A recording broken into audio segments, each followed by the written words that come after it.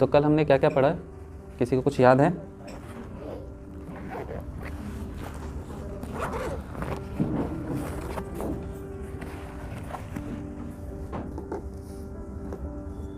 कल क्या पढ़ा था हमने? योगा पढ़ा था। क्या होता है योगा? योगा क्या था? Connection, plus sign. कौन कल के सेशन में नहीं आए थे? ओके, काफ़ी लोग नहीं आए थे। तो योगा क्या मतलब होता है? एडिशन। तो एडिशन किससे होता है? 2 नंबर का एडिशन होता है कम से कम, होता है ना? 2 नंबर 1 + 2 होता है। 1 प्लस आगे कुछ ना डाले तो मीनिंगलेस। तो योगा क्या मतलब होता है? प्लस। तो एक तरफ में हम रहते हैं, लेकिन हम किसको ऐड करते हैं वो डिपेंड करता है।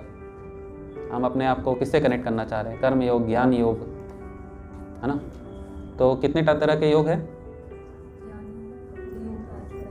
तो सबसे लोएस्ट लेवल में कौन आता है? कौन आदमी सबसे लोएस्ट में आता है? कर्म योग से भी नीचे कोई है? हाँ, लॉ ब्रेकर्स। लॉ ब्रेकर्स कौन है? जो कुछ भी नहीं, जो कहीं पे कुछ भी नहीं लिखा लेकिन फिर भी मानेंगे। लॉ ब्रेकर्स अपने मन से करेंगे। तो ये कौन है? ये सबसे लोएस्ट। इसके ऊपर कौन आते हैं?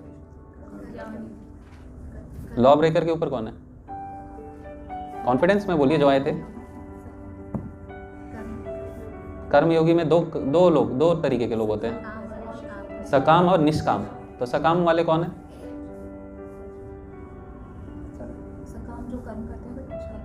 फल की इच्छा जो रखते हैं वो है सकाम कर्मयोगी।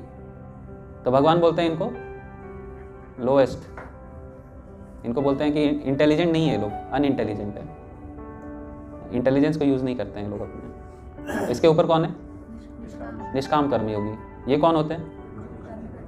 कर्म करते हैं बट फल की इच्छा नहीं करते। तो इस पे हमने देखा था कि फल की इच्छा कैसे ना किया जाए। इसके ऊपर कौन आते हैं? ज्ञानी। लेकिन बहुत ज़्यादा ज्ञान हो गया तो वो कर्मी के भी नीचे आ जाते हैं। क्यों? किससे? हर चीज़ में ज्ञान तो लगाते हैं, लेकिन इतना ज्ञान नहीं लगाते कि समझ पाए कि भगवान का फॉर्म भी है, क्योंकि वो कृपा चाहिए उसको समझने के लिए। इतना आसान नहीं है भगवान को समझना। हम जो आके भगवान को देख रहे हैं और समझ रहे हैं कि ये भगवान है, मतलब आप लोगों ने ऑलरेडी बहुत अच्छे कर्म कर लिए हैं, बहुत योगा को पालन कर लिया है, ठीक है। अभी ज्ञानी के ऊपर कौन है? ज्ञानी के ऊपर, इसके ऊपर होते हैं अष्टांग योगी। जो अष्टांग योगी है वो क्या करते हैं? वो तो पहले जंगल में चले जाते हैं। जंगल में जाएंगे, भगवान बताते हैं अष्टांग योग कैसे करना है। कुशा बिछाना है, उसके ऊपर कुछ लेदर बिछाना होगा, फिर उसके ऊपर आप बैठेंगे, फिर प्रैक्टिस करना स्टार्ट करेंगे। लेकिन आज के समय में क्या है, जंगल ही नहीं है, कहाँ जाएंगे, है ना। जो जंगल है वहाँ पे भी प्रॉब्लम्स है। तो इसके ऊपर अष्टांग योगीज आते हैं। अष्टांग योगी इसके ऊपर कौन आते हैं? भक्ति योगा। तो हम ये चर्चा करेंगे भक्ति योगा टॉप मोस्ट कैसे है। तो सब में क्या है, कुछ प्रॉब्लम है। जैसे जो कर्म योगी है, अभी अगर भगवद गीता भी पढ़ा जाए इन चैप्टर्स को, ये पूरे एक चैप्टर है। भगवान ने हर चीज़ को एक चैप्टर में समझाया है। कर्म योग, ज्ञान योग, हर योग का एक अलग अलग चैप्टर है। हमने एक छोटे में कवर किया है, लेकिन इसका क्या है, एक अपना अपना फुल चैप्टर है। अगर आप इसमें इंडेक्स खोल के देखोगे तो सबका एक चैप्टर है। तो जो भगवद गीता है उसको बताया जाता है क्या है, एक ज्वेल बॉक्स है। ये आप लोग घर में कीजिएगा अपने भगवद गीता खोल के, अभी नहीं, है ना। तो जो हमारे गुरु हैं वो हमें बताते हैं कि ये क्या है, ज्वेल बॉक्स है। भगवद गीता क्या है? तो ज्वेल बॉक्स में 3 कंपोनेंट होते हैं। किसी भी बॉक्स का एक्चुअली 3 कंपोनेंट होता है। एक तो बॉक्स का ऊपर का पार्ट जिसको आप खोलते हो, बॉक्स का नीचे का पार्ट जिसमें रहता है, और एक बॉक्स का इनर पार्ट जिसमें एक्चुअली ज्वेल है। तो किसी का सूटकेस चोरी होता है तो क्या उसको सूटकेस चाहिए? ऊपर और नीचे का पार्ट की अंदर का पार्ट चाहिए? अंदर का पार्ट चाहिए। किसी को सूटकेस तो नहीं चाहिए। हाँ, अगर वो क्लार्टन का ना हो, कोई है ना एक ब्रांड, बहुत महंगा ब्रांड है, तो उसको हो सकता है सूटकेस ही चाहिए होगा, लेकिन वो उसके अंदर भी उस आदमी ने महंगी चीज़ें ही रखी होंगी। तो वैसे ही भगवद गीता है। तो भगवान फर्स्ट 6 चैप्टर में बोला जाता है कि ये ऊपर का पार्ट है ज्वेल बॉक्स का। नीचे का पार्ट क्या है? लास्ट के 6 चैप्टर्स, और बीच का जो ज्वेल है वो कौन सा चैप्टर्स है, बीच के 6 चैप्टर, टोटल 18 चैप्टर है, तो 6 और बीच के 6। अभी अगर हम सूटकेस खोले तो हम सबसे इंपॉर्टेंट चीज़ कहाँ रखेंगे, कपड़ों के बीच में रखेंगे। ऐसा नहीं है कि एक जगह लगा के रख देंगे, उसको सोचेंगे कि सबसे बीच में रहे। तो उसमें भी सबसे इंपॉर्टेंट चैप्टर्स कौन से हैं, एटलीस्ट चैप्टर 9th सबसे इंपॉर्टेंट। 9th क्या है, सबसे इंपॉर्टेंट। ओके, तो अभी जो भक्ति योग है इसको भगवान बहुत छुपाए हैं, क्लियर भी रखे हैं। अगर आप पढ़ोगे तो आपको क्लियर भी मिलेगा, और छुपाया भी बहुत है। पहले के 6 चैप्टर, लास्ट के 6 चैप्टर, पहले के 6 चैप्टर में सिर्फ कर्म योग बोल रहे हैं, लास्ट के 6 चैप्टर में ज्ञान योग बोल रहे हैं, और बीच के 6 चैप्टर में भक्ति योग बोल रहे हैं। अभी जो गुरु के नीचे नहीं पढ़ता है भगवत गीता को, वो अपना अलग अलग मीनिंग निकालेगा, बोलेगा भगवान ने तो तीनों चीज़ बताया है, तो भक्ति योग कैसे सबसे सर्वश्रेष्ठ है।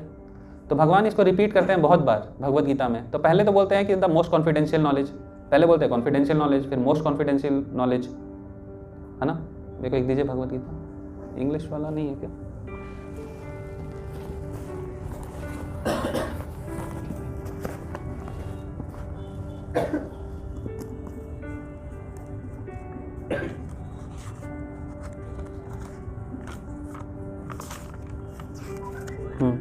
तो जो चैप्टर 6 है वहाँ पे ख़त्म होता है ध्यान योग, और 7th चैप्टर से भगवान अपने बारे में बताना स्टार्ट करते हैं, knowledge of the absolute.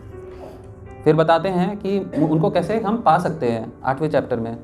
9th chapter में बोलते हैं द मोस्ट कॉन्फिडेंशियल नॉलेज, मतलब कॉन्फिडेंशियल नहीं है, द मोस्ट कॉन्फिडेंशियल, इसीलिए सबसे इंपॉर्टेंट है, क्योंकि अब आदमी समझ नहीं पाएगा कि क्या चल रहा है यहाँ पे। ठीक है, तो 9th चैप्टर में भगवान सबसे इंपॉर्टेंट चीज़ बताते हैं। तो अगर कोई चीज़ को इंपॉर्टेंस है किसी का तो उसको दोहराना भी पड़ेगा ना। जैसे टीचर बोला स्कूल में एग्ज़ाम के लिए बहुत इंपॉर्टेंट है, तो रिमाइंड करेगा आपको, ये क्वेश्चन बहुत इंपॉर्टेंट है, बहुत ध्यान से सुनिए, सोइए मत, क्या ऐसा बोलता है ना। तो वैसे ही भगवान इस चीज़ को भी लास्ट के जब 18th चैप्टर आता है, तो 18th चैप्टर क्या है, the perfection of renunciation, conclusion. वहाँ पे भी भगवान इसको रिपीट करते हैं कि मैंने तो सब चीज़ बोल दिया, लेकिन एक बार फिर से तुम सुन लो अर्जुन, एक बार फिर से तुम सुन लो कि सबसे इंपॉर्टेंट क्या है, कहीं तुम गलती से कंफ्यूज ना हो जाओ वापस। तो उसको फिर से बोलते हैं उन चीज़ों को जो भगवान 9th चैप्टर में बोलते हैं। हाँ, तो जो भक्ति योग है, तो भक्ति योग इज द योग of selfless static love of God. तो इसमें हम क्या करते हैं, भक्ति योग में क्या करते हैं, कौन कौन प्रैक्टिस करता है भक्ति योगा? आप लोग नहीं करते भक्ति योगा? क्या करते हैं उसमें? आप नहीं करते? क्या क्या करते हैं? क्या आता है भक्ति योग में? चैंटिंग और बस खत्म, हियरिंग और कीर्तनम और स्मरणम, पाद सेवनम, आत्मनिवेदनम, और कौन कौन, और क्या आता है? कितने? ये तो आप लोग कुछ कुछ बता रहे हो, ये तो इम्पोर्टेंट है, 9 इम्पोर्टेंट है, लेकिन टोटल कितने अंग होते हैं पता है आपको? 64। भक्ति प्रैक्टिस करने में बहुत आसान है, टोटल 64 लिखा हुआ है प्रैक्टिसेस, उसमें से कुछ प्रमुख है जो अभी हम करते हैं यहाँ पे बैठ के। 28-29 को कैंप जा रहा है, सबको पता है, वहाँ पे हम प्रैक्टिकल देखेंगे भक्ति योग को एक्चुअली प्रैक्टिकली कैसे अप्लाई किया जाए। उसमें सारे अंग जो है ऑलमोस्ट हम कवर कर सकते हैं, ऑलमोस्ट। डीटी वर्शिप तो नहीं करते हैं, वो घर में कर सकते हैं, लेकिन वो भी एक इम्पॉर्टेंट अंग है। तो डीटी वर्शिप में पीछे खड़े होकर गाना गाना, वो भी क्या है, डीटी वर्शिप का एक छोटा सा पार्ट है। क्योंकि जब डीटी वर्शिप करते हैं और कुछ गाएंगे नहीं और बजाएंगे नहीं, तो वो कौन से मोड में आ जाएगा, इग्नोरेंस में आ जाएगा। इग्नोरेंस मतलब, इग्नोरेंस सबसे लोएस्ट होता है, इग्नोरेंस, पैशन, और ऊपर कौन आता है, सत्वगुण। तो जब हम सोते हैं वो होता है इग्नोरेंस, मोड ऑफ इग्नोरेंस उसको कहा जाता है। जब हम काम करते हैं पैशनेटली, वो होता है पैशन, मोड ऑफ पैशन में। और जो हम सुबह सुबह उठ के करते हैं वो होता है मोड ऑफ गुडनेस। तो कोई भी काम को हमें कोशिश करना चाहिए कि मोड ऑफ गुडनेस में करें। अपना ऑफिस का वर्क वो मोड ऑफ पैशन में होना चाहिए, क्योंकि उसके लिए हमें पैशनेट होना ज़रूरी है, वो गुडनेस में नहीं। स्पिरिचुअल एक्टिविटीज हमें कब करना चाहिए, मोड ऑफ गुडनेस। ऑफिस का काम मोड ऑफ पैशन, और बॉडी को रेस्ट देने का काम मोड ऑफ इग्नोरेंस। तो ये सब कोई इस तीनों मोड में बंधा हुआ है। लेकिन ये तीनों को क्या है, आप भक्ति योग में यूटिलाइज कर सकते हैं। अगर आप नहीं करेंगे, अब भक्ति योग में बोलेंगे मोड ऑफ इग्नोरेंस में हम काम नहीं करेंगे, तो बॉडी को रेस्ट नहीं मिलेगा, तो जब मोड ऑफ गुडनेस आएगा तो आप क्या करोगे, मोड ऑफ इग्नोरेंस का काम करोगे, तब आपको नींद आने लगेगा। तो ज़रूरी है, तीनों मोड्स में काम करना ज़रूरी है। तो भक्ति योग में अभी हम क्या कर रहे हैं, अभी हम प्योर डिवोशनल सर्विस नहीं करते हैं, अभी हम मिश्रित भक्ति प्रैक्टिस कर रहे हैं। जैसे माता जी ने, कल एक माता जी आई थी, क्वेश्चन पूछा था उन्होंने कि हम फल का त्याग कर दें तो क्या मतलब गोलोक धाम हम जाना छोड़ दें, इसका त्याग कर दें? तो नहीं, शुरू में मिश्रित भक्ति से हम चालू करते हैं। मिश्रित भक्ति में क्या होता है कि पहले हम एक गोल को रखते हैं और उस गोल के लिए हम प्रैक्टिस करते हैं, लेकिन हम ये समझते हैं कि वहाँ तक पहुँचने के लिए हमें भगवान की कृपा चाहिए। तो अभी हम क्या, कौन सी भक्ति प्रैक्टिस कर रहे हैं? मिश्रित भक्ति योग प्रैक्टिस कर रहे हैं, क्योंकि प्योर डिवोशनल सर्विस में जो पहला है, जो पहली रिक्वायरमेंट है, वो है अन्य अभिलाषिता शून्यम ज्ञान कर्मादि अनावृतम। अन्य अभिलाषिता शून्यम, कोई भी अभिलाष नहीं होना चाहिए other than desiring to serve Krishna, और कोई नहीं होना चाहिए। ये सेकेंडरी कैरेक्टरिस्टिक है, प्राइमरी नहीं है, सेकेंडरी है, प्रमुख नहीं है। तो अभी हम क्या कर रहे हैं, मिश्रित भक्ति कर रहे हैं, क्योंकि मिश्रित भक्ति ही हमें प्योर डिवोशनल सर्विस की ओर आगे ले जाएगा। इसको हम जितने अच्छे से करेंगे, जितना ज़्यादा अच्छे से करेंगे, उतना हम इसको अच्छा फॉलो कर पाएंगे। तो बहुत बहुत जो 9 प्रोसेसेस है भक्ति योग में, वो प्रहलाद महाराज बोलते हैं, क्या बोलते हैं? श्रवणम कीर्तनम विष्णु स्मरणम पाद सेवनम अर्चनम वंदनम दास्यम साख्यम आत्मनिवेदनम इति पुंसर्पिता विष्णु भक्तिश्चिन्नवलक्षणा क्रियेता भगवती अधा तन्मन्ये अतितम उत्तमम। तो क्या बता रहे हैं, 7th कैंटो में है। तो प्रहलाद महाराज भक्ति को डिफाइन कर रहे हैं कि ये जो 9 प्रोसेसेस है, क्या 9 प्रोसेस है? श्रवणम कीर्तनम विष्णु, किसका स्मरण कीर्तन करना है? तो ये प्रसंग कब आता है? जब उनके फादर, कौन है फादर प्रहलाद महाराज के? हिरण्यकशिप। बोलते हैं प्रहलाद बेटे इधर आओ, उसको बहुत अच्छे से गोदी में बिठाते हैं, बोलते हैं बताओ तुमने क्या सीखा है? तो ये बोलते हैं श्रवणम कीर्तनम विष्णु स्मरणम पाद। अभी सोचो, असुर को ऐसा बता रहे हैं, असुर राजा को आप बोल रहे हो कि विष्णु की पूजा करो, उसका प्रमुख दुश्मन ही विष्णु है, ठीक है? तो क्या बता रहे हैं कि जो ये 9 प्रोसेस करता है, हियरिंग, चैंटिंग, और कौन क्या है? Chanting about the transcendental holy name. तो अभी चैंटिंग में क्या आता है आपके? अभी हम चैंटिंग का क्या मतलब हम समझते हैं? जप करना, और नहीं, चैंटिंग में और क्या क्या आता है? हाँ, बोलना और सुनना। हियरिंग भी आता है, हियरिंग अलग है, हियरिंग एंड चैंटिंग। तो चैंटिंग में आता है कि हम क्या क्या बोल रहे हैं। एक तो हरे कृष्ण महामंत्र का जप करते हैं, फिर कीर्तन में भी हम गाते हैं, और भगवान के जब हम पास टाइम्स को रिसाइट करते हैं, उसको याद करके बताते हैं कि यहाँ पे ऐसा हुआ था, वो भी क्या है? चैंटिंग में आता है। वो भी किस में आता है? चैंटिंग में आता है। क्योंकि हम कर क्या रहे हैं? भगवान को रिमेंबर कर रहे हैं, उनके पास टाइम्स को रिमेंबर कर रहे हैं। और क्या आता है?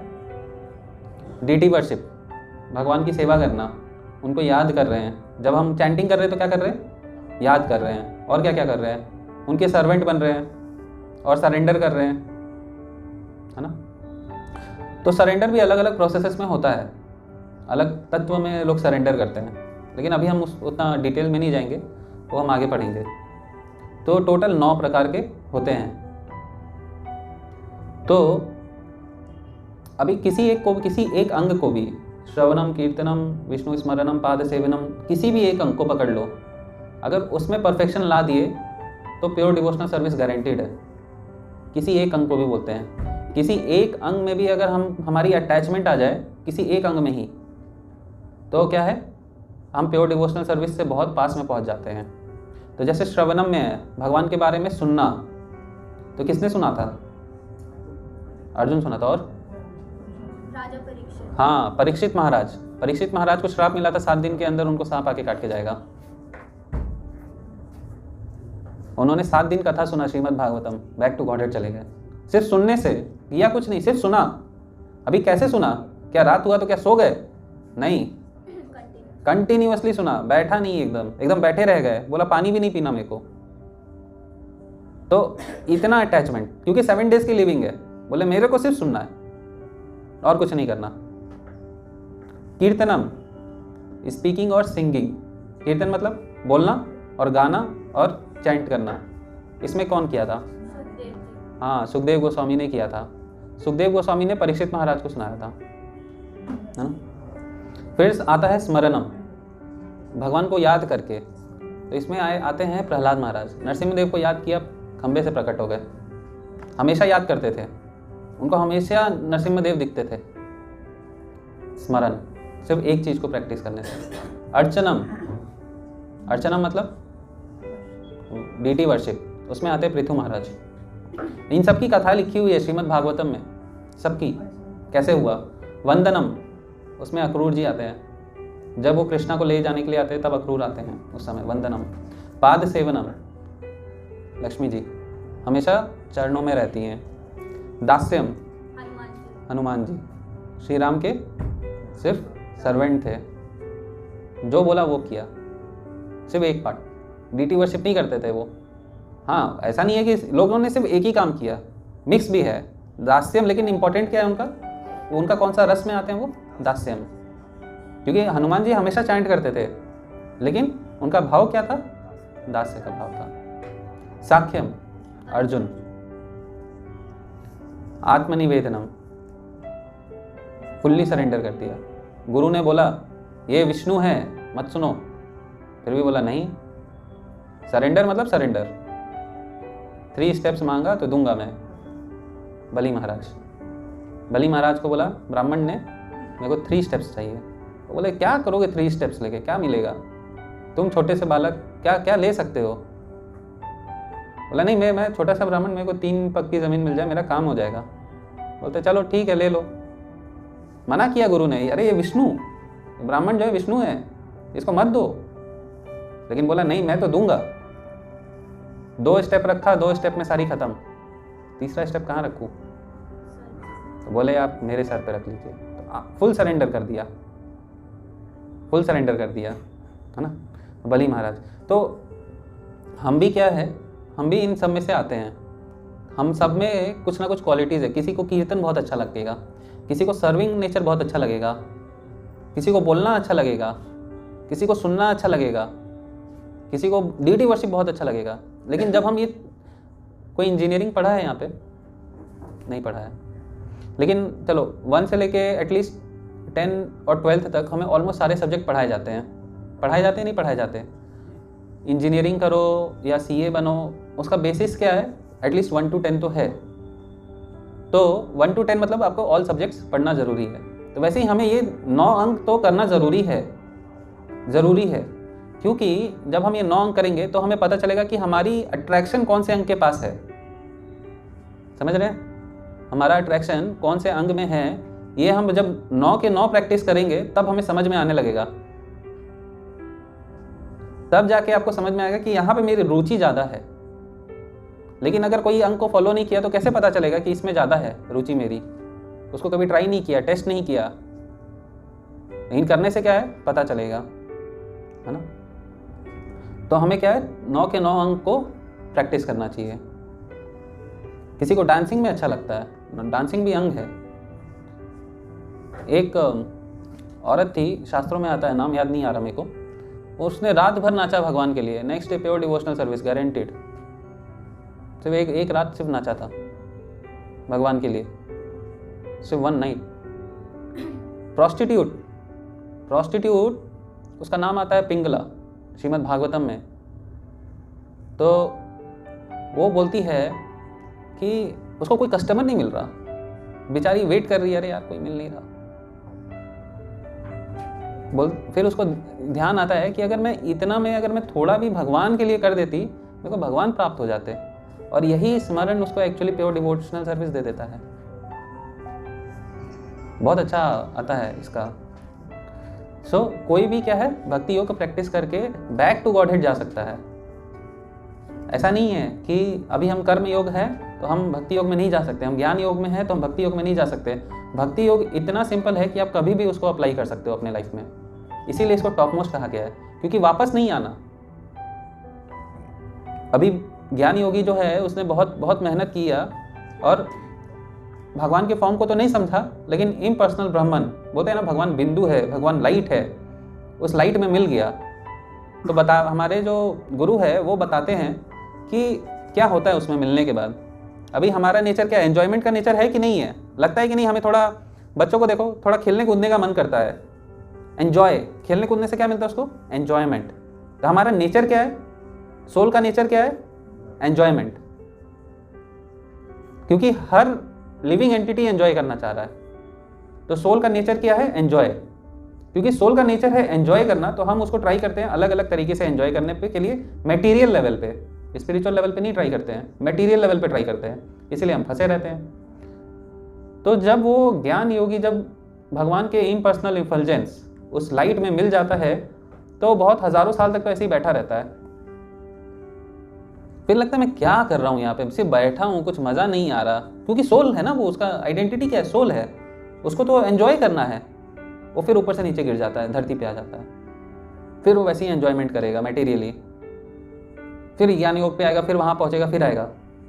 तो भगवान थोड़ा बीच में पिटाई कर देते हैं, बोलते हैं कि थोड़ा भक्ति योग में आओ, कब तक स्टिक रहोगे वहीं पे? तो भगवान उसके लाइफ में एक गुरु भेज देते हैं कि वो थोड़ा ऊपर की ओर आए, भक्ति योग की तरफ आए, क्योंकि ऊपर नीचे तो कर रहा है, लिफ्ट से ऊपर जा रहा है, सीढ़ी से नीचे आ रहा है, फिर लिफ्ट से ऊपर जा रहा है, फिर सीढ़ी से नीचे आ जा रहा है, एंजॉय करने के लिए फंसे रहता है।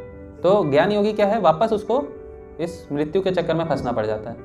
कर्म योगी भी डेमीगॉड्स के पास पहुंचता है, एंजॉय करता है, फिर वापस नीचे आ जाता है।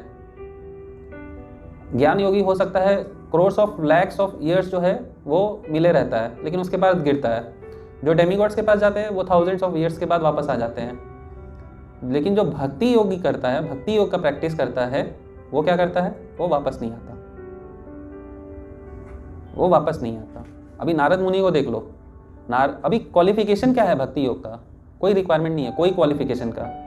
आपके पास बहुत पैसे हो, आपके पास बहुत कम पैसे हो, कोई भी भक्ति योग कर सकता है। अभी जैसे हम एग्जांपल ले रहे थे प्रोस्टिट्यूट का, वो भी भक्ति योग में प्रैक्टिस करने में आ गई। कोई भी कर सकता है, कोई भी। भगवान किसी को भी मना नहीं करते हैं कि वो भक्ति योग नहीं कर सकता। अमीर से अमीर, गरीब से गरीब, कोई लैंग्वेज मैटर नहीं करता। एलिफेंट भी आ सकता है, लेकिन उसके लिए अलग कृपा चाहिए उसको, लेकिन मोस्टली ह्यूमंस ही आते हैं। भगवान भक्ति योग किसी को भी दे सकते हैं, तो इसीलिए क्या है, ये टॉप मोस्ट आता है योगा लैडर में। सबसे ऊपर क्या आता है? भक्ति योग आता है, क्योंकि सबसे इजी है करना। इसमें कोई रूल है? आप चैंट कभी भी कर सकते हो, हरे कृष्णा कृष्णा कृष्णा हरे हरे, हरे राम राम राम हरे हरे। तो चैतन्य चरितामृत में आता है कि एक भक्त जो है वो टॉयलेट कर रहे होते हैं, तो अपना जीभ को दांतों से दबा देते हैं, क्योंकि वो बोलते हैं कि अभी मैं ऐसा काम कर रहा हूँ, मैं भगवान का नाम नहीं ले सकता। तो छोटे गोपाल आके बोलते हैं कि अरे आप क्या कर रहे हो, भगवान का नाम कभी भी ले सकते हैं, इसमें शुद्ध अशुद्ध का मैटर नहीं है, कभी भी आप ले सकते हो। ऐसा कथा आता है श्री राम जी के इसमें, वो आदमी बहुत डरपोक रहता है, एक आदमी। अब वो सुबह सुबह जाता है खेत में मलमूत्र त्याग करने, तो जय श्री राम बोलते हुए जाता है, वैसे ही मलमूत्र त्याग करता है। तो हनुमान जी आते हैं, बोलते हैं अरे तुम मेरे भगवान का नाम ऐसे ले रहे हो, ऐसे बैठ के, खूब गदा से मारता है। फिर बोलता है अब इसको सबक आ गया होगा, अब नहीं बोलेगा। तो ऊपर जाता है, वापस भगवान के रूम में जाता है श्री राम के, तो भगवान बोलते हैं हनुमान आज पीठ बड़ा दर्द दे रहा है मेरा, थोड़ा दबा दो। तो बोलते हैं हाँ एकदम। तो देखते हैं कि अरे इस पर तो गधे की निशान पड़ी हुई है। बोलता किसने आपको मारा? बोलता है तुम ही ने तो मारा है। तो भगवान बोलते हैं कि मेरा नाम कहीं पे भी किसी भी समय लिया जा सकता है, इसमें कोई रुकावट नहीं है, तुम्हारा कोई अधिकार नहीं है कि तुम इसको रोक सको। ऐसा हनुमान को बोलते हैं। ऐसा चैतन्य महाप्रभु भी बोलते हैं कि कभी भी आप हरि नाम ले सकते हो, कोई क्वालिफिकेशन नहीं है। लेकिन जब डेमी गॉड वर्शिप में आओगे, उसमें बहुत सारे रूल्स होते हैं, बहुत सारे रेगुलेशंस होते हैं, वो टॉप मोस्ट नहीं है, आप रूल्स में बंधे हुए हो, डिफिकल्ट है फॉलो करना। डेमी गॉड गलती से गुस्सा हो जाए, फिर उनका क्रोध को झेलना बहुत डिफिकल्ट है, बहुत सही तरीके से काम को करना पड़ता है। ठीक है, अष्टांग योग पॉसिबल नहीं है करना, क्योंकि हमारा मन एकत्रित नहीं रहता। हम कैसे करेंगे प्रैक्टिस? अकेले करना पड़ता है। आजकल तो डियर किलिंग में भी गवर्नमेंट ने लगा रखा है, आप कैसे मारोगे, उसका चमड़ा को बिछाना होता है पहले तो, जो मर जाता है डियर उसका निकालना होता है एक्चुअली, मारा नहीं जाता। तो बहुत सारे सिस्टम प्रॉब्लम्स है बाकी योग में। और हम लोग क्या है, हम लोग की जीवन भी छोटी है, जीवन काल भी छोटा है, तो क्या किया जाए। भगवान ने बोला, तो नारद मुनि ऐसा बोलते हैं कि भगवान इनका जीवन काल तो इतना छोटा है, ये लोग क्या करेंगे। भगवान बोलते हैं कि ये लोग हरे कृष्ण महामंत्र बोलेंगे। तो नारद मुनि सुन के बोलते हैं कि सबसे आसान सिस्टम ऐसे लोगों को दे दिया, ऐसे नीच लोगों को आपने सबसे ऊंचा सिस्टम दे दिया, मतलब ये इसी के लायक है, ये इसी के लायक है, इसी के लायक है। मतलब भगवान ने अपना मेन गेट, घर का गेट खोल दिया हम लोगों के लिए।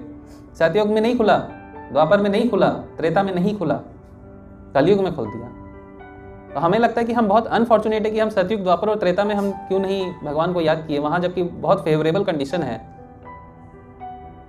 लेकिन भगवान बोलते हैं कि, और सबसे इंपॉर्टेंट चीज क्या है कि ये दरवाजा ब्रह्मा के एक दिन में एक ही बार खुलता है, और वो यही समय पीरियड चल रहा है। काफी लाखों साल का होता है, लेकिन अभी वो सिर्फ 10,000 ईयर्स तक ही चलेगा हरिनाम। उसके बाद आदमी इतना गिर जाएगा कि इसको प्रैक्टिस करना डिफिकल्ट होगा। अभी बहुत डिफिकल्ट है, यूट्यूब, नेटफ्लिक्स, प्राइम, इसके चक्कर में। तो जैसे जैसे आएगा और डिफिकल्ट हो जाएगा। लेकिन सबसे ईजी यही है, भगवान को आप याद करो and back to Godhead, guaranteed. इसी लाइफ में वापस, नेक्स्ट लाइफ में आके ABCD सीखने का जरूरत नहीं है। सीखना है क्या किसी को? सीखना है, फिर ABCD करना है, फिर वही पेरेंट्स रहेंगे, फिर वही रोना धोना, हाँ, फिर वही बच्चे, फिर वैसे ही बैठे रहना, बॉस का मार खाना। कंसेशन मिला है हमें, बहुत कंसेशन। सिर्फ 16 माला का जप, शुरू में तो मैं चालू किया था 2 माला से, 1 माला से चालू किया था। वो भी कैसे करता था, यहाँ से कॉलेज जाता था तो कॉलेज 10 मिनट लगता था, तो फिंगर्स में करते हुए जाता था। बहुत ईजी है, बहुत ईजी है प्रैक्टिस। भगवान किसी भी चीज़ का बुरा नहीं मानते हैं। डेमी गॉड वर्शिप में जाओगे और हंस दोगे गलती से बीच में तो प्रॉब्लम है। एक पर्टिकुलर देवता के लिए या भगवान के लिए, हाँ, बहुत प्रॉब्लम्स हैं। कुछ भी गलती हुआ तो सीधा फल मिलेगा आपको, बहुत अच्छा वाला। ठीक है, तो भक्ति योग में आने के लिए सबसे इंपॉर्टेंट क्या है? भक्ति योग में आने के लिए और बने रहने के लिए संग सबसे ज़्यादा ज़रूरी है। तो ऑनलाइन सेशंस तो होते ही हैं, लेकिन ऑफलाइन भी आना ज़रूरी है। क्योंकि ऑफलाइन में क्या है, आपको बहुत सारे भक्त मिलते हैं दोस्त बनाने के लिए, आपको अपने प्रॉब्लम डिस्कस करने के लिए लोग मिलते हैं। नहीं तो क्या होगा, प्रॉब्लम आएगा तो हम किसी के पास तो जाएंगे प्रॉब्लम बताने, लेकिन अगर हमारे दोस्त स्पिरिचुअल सर्कल में नहीं है तो कहाँ पे होंगे? मटेरियल सर्कल में होंगे।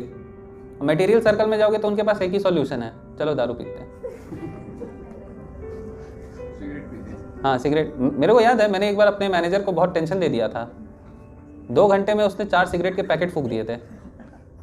मैं यहाँ हरिनाम ले रहा हूँ कि ये खत्म हो जाए मेरा प्रॉब्लम, और उसने सिगरेट में लिया था आश्रय। हाँ, सोचिए, तो डिपेंड करता है। तो एसोसिएशन ऑफ डिवोटीज बहुत ज़्यादा ज़रूरी है। आपके क्वेश्चन है, पूछिए। अगर डेमीगॉड्स हैं वो तो फिर कुल देवता कृष्ण क्यों नहीं है सर? जो कुल देवता होते हैं, हर किसी के अलग अलग देवता होते हैं, तो वो कृष्ण क्यों नहीं है सर? कुल देवता सबके अलग अलग रहते हैं, क्योंकि सब कोई अलग अलग डेमीगॉड्स की वर्शिप करता है ना। तो वो तो करनी पड़ रही है पैदा होने के बाद। नहीं, जरूरी नहीं है, नॉलेज नहीं है बीच में। क्योंकि जो इंडिया में जो कवरेज हुआ है ना, कवर हुआ है, किसी ने, इसने शासन किया, उसने शासन किया, तो बहुत सारे चेंजेस हो गए इंडिया में। इंडिया में प्रॉब्लम क्या था कि जो ब्राह्मण थे वो अपने आप को सर्वश्रेष्ठ बताते थे, उनको लगता था कि मैं सर्वश्रेष्ठ हूँ। लेकिन भक्ति योग में ऐसा कुछ नहीं है। तो बहुत सारे नॉलेज जो है ऑलरेडी कवर हो गया था, लोगों को पता नहीं था कि क्या करें, तो ये डेमीगॉड वर्शिप आ गया बीच में। जैसे दूसरा प्रॉब्लम है डर, डेमीगॉड से डर। डेमीगॉड वर्शिप मतलब जो देवी देवताएं हैं उनकी पूजा करना, उनकी अर्चना करना। जैसे शंकर भगवान, पार्वती माता, एकदम, देवी। हाँ तो वो तो विष्णु भगवान की बात है। हाँ, लेकिन आप उनकी पूजा कर रहे हो, इसीलिए भगवान बोलते हैं कि आप इनडायरेक्टली मेरी पूजा कर रहे हो, इसीलिए आप क्या अनइंटेलिजेंट हो। पर भगवान तो खुद मतलब शिव जी को अपना आराध्य मानते हैं ना। कि कौन मानते हैं? श्री राम मानते हैं। विष्णु भगवान तो खुद बोलते हैं ना। कहाँ पे बोले हैं? हाँ, नहीं मतलब श्री राम ने तो माना ही है ना इस बात को कि वो मेरा आराध्य है, जब तो इसको समझने में डिफ़िकल्टी रहता है लोगों को, क्योंकि भगवान राम जब आए थे तो वो शिव की तो पूजा दिखा रहे थे कि मैं कर रहा हूँ, लेकिन जब पार्वती माता ने पूछा शिव जी से कि वो आपकी आराधना क्यों कर रहे हैं, तो भगवान बीच में बोलते हैं कि मैं बहुत लोगों को कंफ्यूज भी करना चाहता हूँ, मैं लोगों को क्लियर नहीं बताना चाहता, मेरा काम ये नहीं है। मैंने तो ऑलरेडी भगवद गीता बोल दी है, आप उसको नहीं मानना चाह रहे, तो जो जिसको मानना चाह रहा है उसको और चीटिंग प्रोपेंसिटीज में डालने के लिए भगवान ऐसा कर देते हैं। लेकिन शिव जी बोले कि ये नॉर्मल लोगों को समझना डिफिकल्ट लगेगा कि मैं उनकी पूजा कर रहा हूँ, वो मेरी पूजा कर रहे हैं, ऐसा कैसे है। तो वो डिफिकल्ट है समझना, क्योंकि भगवान राम स्वयं भगवान है, ऐसा नहीं कि वो किसी को दिखाने के लिए कर रहे हैं। लेकिन उनका करना क्या है, वो डेमीगॉड वर्शिप इसलिए नहीं कर रहे, जन्म देही धनम देही इसलिए नहीं कर रहे। हम किस लिए करते हैं? मटेरियलिस्टिक चीज़ों के लिए करते हैं। वो इसलिए नहीं कर रहे हैं, उनको किसी भी चीज़ की कमी नहीं है, क्योंकि स्वयं लक्ष्मी उनके पास है, उनको किसी भी चीज़ की जरूरत नहीं है। अभी आप बोलोगे कि जो भगवान बालाजी हैं वो तो स्वयं भगवान है, तो उनकी शादी में बाकी देवी देवताओं ने क्यों हेल्प किया? वो तो स्वयं है। तो भगवान अपने डिवोटीज के साथ ऐसा रिलेशन बनाते हैं कि ठीक है, आपका नेचर आपको मैंने दिया है। जैसे मान लो मेरे पास ज़मीन है, हज़ारों एकड़ की ज़मीन है, मैंने आपको थोड़ा सा दिया, आपको दिया अभी, लेकिन जब मेरे पास 100% है कि मैं आपसे कभी भी ले सकता हूँ, लेकिन मैं अगर अच्छा आदमी रहूँगा तो मैं आपसे पूछूंगा ना कि भैया आपकी ज़मीन से मेरे को थोड़ा सा अनाज चाहिए, आप दोगे? तो आपको भी अच्छा लगेगा, अरे इसी का है लेकिन फिर भी मेरे से मांग रहा है। वो ज़्यादा अच्छा लगेगा कि बोलूँगा चल मेरे को दे, मेरा ही है। कौन सा ज़्यादा अच्छा है? हाँ, कि प्रभु जी आपसे मेरे को थोड़ा सा चाहिए इस बार, तो वो ज़्यादा अच्छा है। तो भगवान का भी रेसिप्रोकेशन है हर भक्त के साथ। ठीक है, क्लियर हुआ आपका डेमीगॉड वर्शिप? आपका क्लियर नहीं हुआ क्या? हाँ, तो आपका जो क्वेश्चन है, तो गांव में क्या होता है, गांव में लोगों को पता नहीं होता भक्ति के बारे में, इसीलिए वो लोग डेमीगॉड वर्शिप करते हैं। मेन रीज़न ये है। लेकिन अगर आप कुल देवता से बोलोगे कि मेरे को भक्ति करना है, ये आपका फ्री विल है, लेकिन ये तो कोई नहीं मांगता। कुल देवता के पास आदमी कब जाता है? रुष्ट होते हैं। तो रुष्ट क्यों होते हैं? हाँ, लेकिन कुल देवता प्रसन्न कब होते हैं? जब आप स्वयं खुद भक्ति योग में आ जाओगे। भक्ति योग में आओगे तो कुल देवता ज़्यादा प्रसन्न हो जाते हैं, क्योंकि कुल देवता जो है वो एक तरीके से डेमीगॉड हो जाते हैं। किसी किसी के कृष्ण स्वयं होते हैं कुल देवता, उनको देवता बोल देते हैं लेकिन वो एक्चुअली भगवान है। लेकिन कुछ लोग में क्या है, अलग अलग देवी देवता भी रहते हैं, इसलिए कुल देवता बोलते हैं। नहीं, सिर्फ आप अगर सिर्फ विष्णु की पूजा करोगे या कृष्ण की पूजा करोगे तो उसमें सब कोई को मिल जाएगा, अलग अलग किसी को नहीं करना। जैसे पेड़ होता है, पेड़ में हर पत्ते को पानी देते हो कि सिर्फ रूट्स को पानी दे देते हो? रूट्स को पानी देते हो, तो जब रूट्स को देते हो तो सब कोई क्या है, सबको नरिशमेंट मिल जाता है। वैसे ही जब कृष्णा या विष्णु का पूजा करते हो तो क्या होता है, सारी देवी देवताएं, कुल देवता, सब कोई खुश हो जाता है। भगवान सभी को टेक केयर करते हैं, सब कोई खुश रहता है, कोई आपको परेशान नहीं करेगा इसके लिए कि अरे मेरी भक्ति छोड़ के वहाँ कैसे लग गया। क्योंकि सबको पता है कि ब्रह्मा जी ने क्या किया, इंद्रदेव ने क्या किया, इंद्रदेव की पूजा रुकवा दी भगवान ने। बता अरे ये बालक मेरा रुक रहा है पूजा, मिला ना सबक। तो कोई इसमें इंटरफियर नहीं करता है ना। अभी देखो, अभी भक्ति योग कितना इजी है कि आप किसी भी स्टेज पे हो, क्या हो, डायरेक्टली आप प्योर डिवोटी बन सकते हो। उसमें एग्जांपल आता है, जैसे लॉ ब्रेकर सबसे नीचे आते हैं क्योंकि कोई लॉ नहीं मानते, तो इसमें मृगारी आता है, कुछ नहीं मानता था, वो आधा मार के छोड़ देता था, उसको खुशी मिलता था देखने में कि अरे तड़प रहा है। सोचो उसकी खुशी किसमें थी कि दूसरा जीव जो है तड़प रहा है, तड़प तड़प के मर रहा है, वो बड़ा खुश होता था। तो नारद मुनि बोले अरे ये क्या है, आधा मरा करके छोड़ दे रहा है। बोले चलो इसको मैं दिखाता हूँ इसका फ्यूचर क्या है। उसका फ्यूचर दिखा दिया उसको, सारे जानवर आके उसको आधा मार के छोड़ दिए, बेचारा परेशान है। बोलता ये तुम्हारा फ्यूचर है, तो अब मैं क्या करूँ? बोलते काम छोड़ दो, मतलब लेकिन मेरा तो सारा चीज़ ही इसी से होता है। तो कोई बात नहीं, भगवान की पूजा करो, सब चीज़ मिल जाएगा। बोलता कैसे? बोला करके देखो। बोला ठीक है, किया, पहला दिन किया। लोग बोले हम जैसे हम नॉनवेज छोड़ दिए घर में, तो लोगों को लगता है हाँ 1-2 दिन के लिए लोगों में रहता है, कर देगा। तीसरे दिन फिर बोलते हैं खाएगा, लालच मिलता है, खाएगा तो नहीं। फिर बोलते हैं अच्छा चलो थोड़ा दिन और चलेगा, लग रहा है इसका नाटक। 1 हफ्ते बाद पूछते हैं खाएगा, बोलते हैं नहीं। 6 महीने में फिर पूछते हैं क्या लग रहा है, अभी फिर चालू करने का। क्योंकि मैंने देखा है लोग 1-1 साल के बाद खाने के बाद भी चालू कर देते हैं, क्योंकि तत्व का नॉलेज नहीं है। तो वैसे ही मृगारी है, लोगों को लगा कि अरे लगता है कुछ नया चालू किया है, कुछ कोई हेल्प नहीं, लेकिन 1 हफ्ते तक दिखा रही है तो कुछ भी नहीं मार रहा, इसके घर में खाना नहीं मिल रहा। लोगों ने खुद लाके उसके घर में खाना रख के गए थे।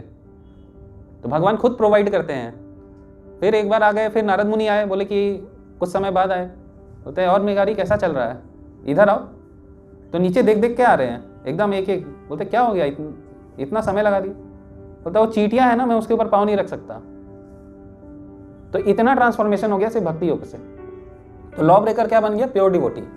बीच में कुछ फॉलो करने का जरूरत नहीं पड़ा, कर्म योग करने का जरूरत नहीं पड़ा, अष्टांग योग करने का कोई जरूरत नहीं पड़ा, डायरेक्ट। ये होता है एसोसिएशन। प्योर डिवोटी का एसोसिएशन मिल जाए तो सीधा लाइफ ट्रांसफॉर्म। ठीक है। प्रभु जी, जो केदारनाथ टेम्पल है ये भी तो पांडवों ने मतलब आगे उसको फर्दर बनवाया है। तो अर्जुन के साथ तो खुद भगवान स्वयं श्री कृष्ण थे, तो फिर उन्होंने क्यों बनवाया? ये तत्व समझने में थोड़ा समय लगेगा। इसके लिए आपको थोड़ा और पढ़ाई करना पड़ेगा भक्ति योग का, तो फिर ये चीजें समझ में आएगा। भगवान थे तो अर्जुन को क्यों बोला जाओ तुम सारे शस्त्र जो है डेमीगॉड से लेके आओ? भगवान तो स्वयं थे। भगवान तो बाद में आए थे ना, शस्त्र तो मतलब बचपन में ली थी उन्होंने, और युद्ध तो उनका बाद में हुआ था। नहीं, शस्त्र के लिए बीच में उन स्वर्ग में भेजा था कि अर्जुन अब तुम जाओ। लेकिन भगवान ने तो बोला कि भगवान थे तो क्या जरूरत था? जरूरत नहीं था। लेकिन हर डेमीगॉड का क्या है, भगवान ये नहीं बोलते कि तुम उसको पूरा दुत्कार दो, रेस्पेक्ट करनी चाहिए। और सबका एक रोल है, हर डेमीगॉड का कुछ रोल है। तो भगवान वो भी एस्टैब्लिश करते हैं कि उनको सिर्फ उस रोल तक रखो। ऐसा मत करो कि जाके पाँव छूने लग जाओ। जैसे हमारा बॉस होता है, लगेगा ना कि हम जाके उसका पाँव छूने लग गए, वो लगेगा मैं ही मेन बॉस हूँ अपने कंपनी का, जब ये छोटा सा मैनेजर है। वो काम गलत है। ठीक है, तो वो चीज़ों के लिए तो सबका एक अपना इंपॉर्टेंस है। तो इंपॉर्टेंस भी इस्टेब्लिश करना जरूरी है भगवान को, नहीं तो लोग फिर देवी देवताओं को नहीं मानेंगे, उसकी रेस्पेक्ट करना छोड़ देंगे, बोलेंगे चल आजा तेरे को एक थप्पड़ लगाता हूँ, भगवान है मेरे साथ। लेकिन क्या है, ये गलत है ना। माँ बाप को भी नहीं मानते, ऐसी स्थिति है। संस्कार है जो प्रारंभिक, क्योंकि कुलदेवता है उनकी पूजा भी जरूरी है, लेकिन कृष्ण की पूजा भी भक्ति भी जरूरी है। आप कहीं से प्रारंभ करेंगे तो कृष्ण जब निश्चित रूप से पहुँच जाएगा। शुरुआत ही नहीं करेंगे, आप में संस्कार ही नहीं जाएगा। हाँ, तो ये पेरेंट्स का काम है संस्कार देना। तो संस्कार कैसे आगे बढ़ेगा? तो लेकिन वैसा ज़रूरी नहीं है। जैसे हम देख रहे थे कि जो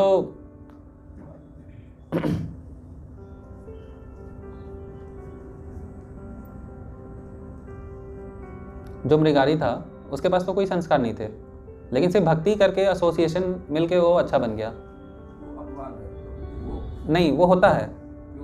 जैसे जय विजय जब गिरे थे तो उस समय कलयुग में कौन से क्या नाम पे आए थे वो लोग? क्या नाम था कलयुग में जय विजय का? हाँ, जगाई मदाई। जगाई मदाई ब्राह्मण कुल में लिए थे जन्म, लेकिन सबसे बड़े रेपिस्ट थे। जो यमराज थे वो भी परेशान थे इन दोनों से, क्योंकि उनका खाता भर के अब जगह नहीं था लिखने के लिए, कहाँ लिखूं इनका और खाता। तो जगह अच्छे कुल में लिया था, लेकिन गलत आदमी थे। लेकिन नित्यानंद प्रभु की कृपा मिली तो वो बन गए भक्त। तो भक्ति आपको कभी भी मिल सकता है, लेकिन समझना जरूरी है कि हमको जब मिला तो हम उसको अच्छे से करें। तो यहाँ ये है, ठीक है, वैसे तो उसमें वाल्मीकि उल्टा नाम जब तक जाना वाल्मीकि ब्रह्म समाना, वो एक अलग विषय है। लेकिन हम लोग अगर ऐसा करने लगे, नहीं, हमें नहीं करना है। हमें अपने बच्चों को लॉ ब्रेकर नहीं बनाना है, लॉ अबाइडर बनाना है उनको, लॉ ब्रेकर नहीं बनाना है। वो बन गए वो अलग बात है, लेकिन हमें कोशिश करना चाहिए कि हम उसको 100% दें अपना। हम गलत काम ना करें, हम उनको गलत काम ना सिखाएं। लेकिन वो कैसे होगा? अगर आप भक्तों का एसोसिएशन नहीं लोगे, बच्चे को भक्तों का एसोसिएशन नहीं मिलेगा, भक्तों का एसोसिएशन नहीं मिलेगा, भक्तों का तो मटेरियलिस्ट का करेगा। और मटेरियलिस्ट क्या करता है वो हम ऑलरेडी जानते हैं, क्योंकि हम ऑलरेडी इससे पहले उसी एसोसिएशन में थे। ठीक है, तो जो योगी तो रहते हैं, योगी क्या है, 4 कुमार जो थे, ब्रह्मा जी ने 4 कुमार को प्रकट किया, बोला कि तुम चारों क्या है, तुम सृष्टि का आगे आगे बढ़ाओ। ये बोले कि पिताजी ये हमसे नहीं होगा। गुस्सा हो गया ब्रह्मा जी, मैं तुम्हारा पापा हूँ, फादर हूँ, और तुम मेरी बातें नहीं मान रहे हो, कि हमें ये सब काम में मत लगाओ, हम जा रहे हैं। वो वहाँ से चले गए। वो ज्ञानी थे, जो ज्ञानी होता है वो तो सब चीज़ को मना कर देता है, नीति कर देता है। भगवान के द्वार पे पहुंचे, भगवान को देखा तो भक्त बन गए।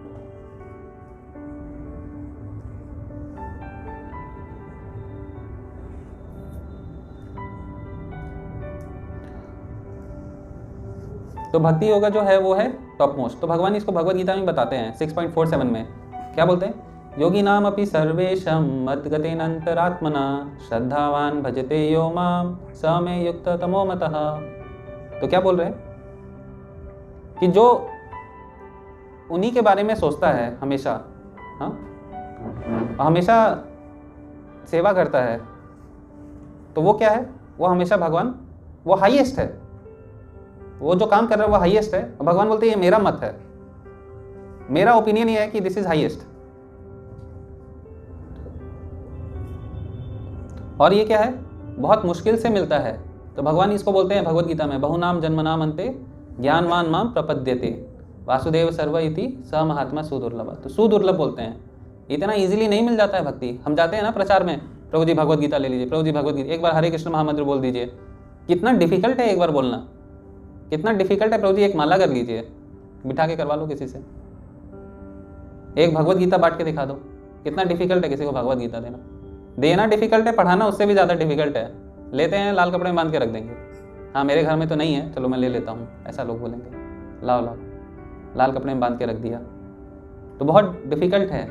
लेकिन जो समझ गया कि भगवान जो है कॉज ऑफ ऑल कॉजेस है, वो बहुत मुश्किल से आदमी समझता है ये चीज़। अभी डेमीगॉड्स जो है वो भगवान के क्या है, भक्त है, सेवक भी है और भक्त भी है, लेकिन उन लोग को भी ये डिफिकल्टी होता है समझने में। ठीक है, और हमने इससे पहले ऑलरेडी हमने ये समझ लिया है कि जो भक्त होते हैं वो कहाँ जाते हैं, इनका डेस्टिनेशन क्या है। अगर गलती से बीच में उनकी मृत्यु हो जा रही है तो वापस ह्यूमन फॉर्म में आके आगे बढ़ेंगे, अदरवाइज स्पिरिचुअल वर्ल्ड ही उनका नेक्स्ट स्टेशन है, और बीच में नहीं रुकते हैं। इसीलिए प्रोसेस में बने रहना और प्रोसेस को होल हार्टेडली फॉलो करना, ये सबसे ज़्यादा ज़रूरी है। अब भगवान के पास जाओगे तो कोई एक रस में जाओगे, जैसे हनुमान जी है, हनुमान जी दास्य भाव में काम करते हैं, तो हमें भी तो कोई, हमारे पास भी तो कोई भाव होना चाहिए ना। तो वो कब होता है, जब आप 9 के 9 तत्व, 9 के 9 चीज़ों को फॉलो करोगे तो आपको लगेगा कि मैं भगवान से, जो रस होते हैं वो 5 प्रमुख रस होते हैं। किसको पता है 5 प्रमुख रस कौन से होते हैं? दास्य रस, साख्य रस, तो कौन सा रस क्या होता है, वात्सल्य क्या होता है? जो माता और बच्चों का होता है वो होता है वात्सल्य। वत्स मतलब बच्चा। और कौन सा होता है? साख्य, दोस्त। एक तो वृंदावन के दोस्त हैं और एक द्वारका के दोस्त हैं, तो दोस्त का भाव मैटर करता है। और कौन से हैं? दास्य रस, हनुमान जी हैं और बहुत सारे हैं, जय विजय है वो भी दास्य भाव में है। और माधुर्य रस में कौन है? गोपियां हैं, भगवान की जो रानियां हैं वो भी है। हाँ, फिर शांत रस कौन आता है उसमें? नहीं पता। शांत रस में कौन आता है? हाँ, पेड़ पौधे आते हैं। पेड़ पौधे हमेशा शांत रहते हैं, वो शांत रस में आते हैं, क्योंकि भगवान हर सबके साथ क्या है, एक अलग अलग रस में बात करते हैं, रहते हैं। तो जो गोपियां हैं वो बोलती है कि शांत, ये घास सबसे उच्च कोटि के हैं, क्योंकि भगवान, हमारे पास तो इतना पर्सनल टच नहीं रहता भगवान का, लेकिन भगवान का पाँव हमेशा घास पे रह चलता है। तो ये ज़्यादा हमसे ज़्यादा अच्छे हैं, भगवान इनसे ज़्यादा अच्छा रेसिप्रोकेशन करते हैं, ऐसा गोपियाँ कहते हैं, जो कि वो सबसे टॉप मोस्ट होते हैं माधुर्य में। सबसे लोएस्ट कैटेगरी में होता है शांत, और सबसे टॉप होता है माधुर्य रस। माधुर्य के नीचे होता है वात्सल्य, वात्सल्य के नीचे आता है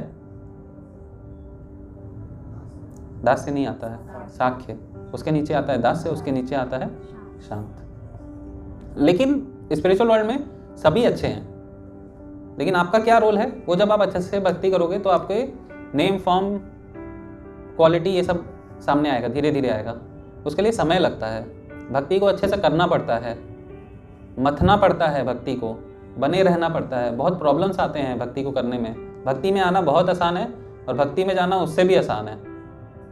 भक्ति में बने रहना डिफ़िकल्ट है, क्योंकि हमेशा वो डिटर्मिनेशन मांगता है भक्ति को करना। आपके लाइफ में प्रॉब्लम्स आएगा तो वो मांगेगा डिटर्मिनेशन आपसे, करो। बोला था माला करूँगा मैं, क्यों नहीं कर रहे? आज अभी लग रहा है डिप्रेशन में हूँ, करना है। वो जो करने का आपने निश्चय लिया है वही आपको आगे बढ़ाएगा। ठीक है, तो यहाँ पे हमारा सेशन खत्म होता है। किसी के और कोई क्वेश्चंस हैं? क्वेश्चन ये है कि एक दुविधा में खड़े कर दिया आपने कि जिस व्यक्ति के पास 24 घंटे होते हैं, सभी के पास 24 घंटे होते हैं। सभी के पास, हाँ। किसी व्यक्ति के पास अगर मैं कुछ करना चाहे तो अब मैं देख के उस बात को खड़े कर दिया कि भगवान की इतना जाप करो कि आप जो नित्य क्रिया है वहाँ भी जाप करते रहना चाहिए। एक दुविधाजनक है, वो एक अलग विषय है कि जिसको बहुत संकट है, जो वृद्ध है, जो समर्थ नहीं है, तो उसके लिए सब कुछ उचित है। और मैं तो ये सोचता हूँ कि कम से कम स्वच्छ निवृत्ति के बाद ही भगवान की पूजा अर्चना, क्योंकि पूजा अर्चना स्वच्छ होने के बाद ही कर सकते हो। उसके लिए स्वच्छ वो मांगता है, वो प्रोसेस है। लेकिन तभी जाएगा कि मैं अगर माला का जाप करूं, वो एक रहता है। तो उसमें तो मुझे पूछना ये था कि वो क्योंकि तुलसी की माला है तो स्वाभाविक है, पवित्र भी होना चाहिए शरीर। तुलसी की माला इनिशिएशन के बाद ही करना चाहिए। इनिशिएशन समझते हैं ना, गुरु का आश्रय लेने के बाद ही करना चाहिए तुलसी की माला में, उससे पहले नहीं करना चाहिए। उससे पहले हमें लकड़ी की माला पे करना चाहिए। हाँ, तुलसी की माला पे नहीं करना चाहिए। लकड़ी की माला में भी तभी करना चाहिए। अब वो उसमें आप कभी भी कर सकते हैं, उसका कोई हार्ड एंड फास्ट रूल नहीं है। कोशिश तो करें कि स्नान कोशिश करना चाहिए, हमेशा कोशिश रहना चाहिए। लेकिन अगर पॉसिबल नहीं हो रहा, मान लो ट्रेन में ट्रैवल कर रहे हैं, संकट है तब के लिए है, जब कोई विकल्प नहीं है तब के लिए तो ये है कि भाई आप तब भी स्वच्छ होके और आप इच्छा है तो आप करते रहें। हाँ, कि कई बार हम स्वच्छ होके आए उधर से, अब आए ब्रश उस करके तो आ गए, मन करता है कि ना करें। देखिए ब्रश किया वैसे ही नहा लेना चाहिए। हाँ। फिर वहाँ से बाहर नहीं आना है। वॉशरूम गए, बस स्नान हो जाए। सिर्फ टॉयलेट करने गए हैं तो आप हाथ और पाँव धो सकते हैं। लेकिन अगर डीटी वर्शिप करना है, आपको अर्चनम करना है, तो नहाना भी पड़ेगा। मंदिर में बहुत कड़ा नियम है ये। नहीं, वही मुश्किल है। ये ब्राह्मणों का नियम है एक्चुअली। अगर आप नहीं हैं तो जो वर्शिप करने से पहले आपको एकदम स्वच्छ रहना है। आपको बाथरूम में एंट्री भी नहीं करनी है। मतलब किया तो नहा के आना है।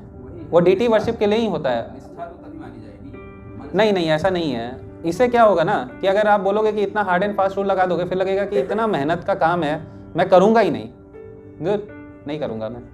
उससे हम ज़्यादा इरिटेट हो जाएंगे। तो हो सकता है हम बाहर जा सकते हैं। हमें बाहर नहीं जाना है। जो हम अच्छे से कर सकते हैं उसे अच्छे से करना है। उसमें ये है कि अगर हमें भोजन ग्रहण करना है तो हमें तिली, गैस, सिलेंडर, पानी ये सब व्यवस्था तो करनी पड़ेगी ना। ऐसे कच्चा तो नहीं चबा जाएंगे। भोजन अगर हमें करना है हाँ, तो उसके लिए हमें प्रारंभिक व्यवस्था तो करनी पड़ेगी। नहीं तो ऐसा तो है नहीं कि हम कच्चा ही ग्रहण कर सकते। वो हमें उसका आपको करना पड़ेगा। पेट हाँ। खराब हो जाएगा। इसी तरह मुझे लगता है कि कम से कम इतना मन तो हो स्वच्छ, ताकि आपका मन लगा रहे। हाँ, लेकिन अगर पॉसिबल नहीं है तो आप वैसे कर सकते हो, उसके लिए कोई रुकावट नहीं है। अभी ठंडा का दिन है, लाइट कट गया, पानी ठंडा है तो क्या करें? नहाए कि नहीं नहाए? सम परिस्थिति में तो ठीक है, लेकिन अगर सम परिस्थिति है ट्राई करना चाहिए कि एक मग ही हो सके नहा ले। भले उसमें भगवान ज़्यादा याद आएंगे हमें। ऐसे आएंगे नहीं आएंगे?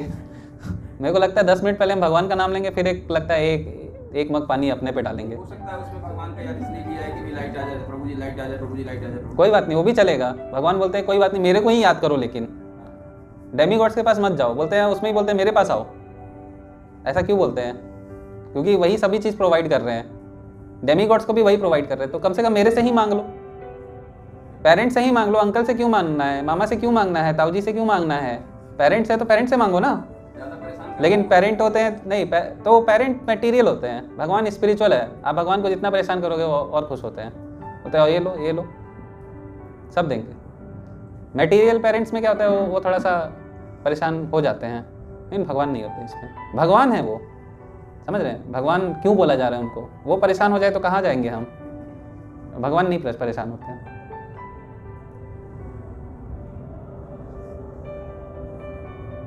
क्लियर है? ओके, तो हम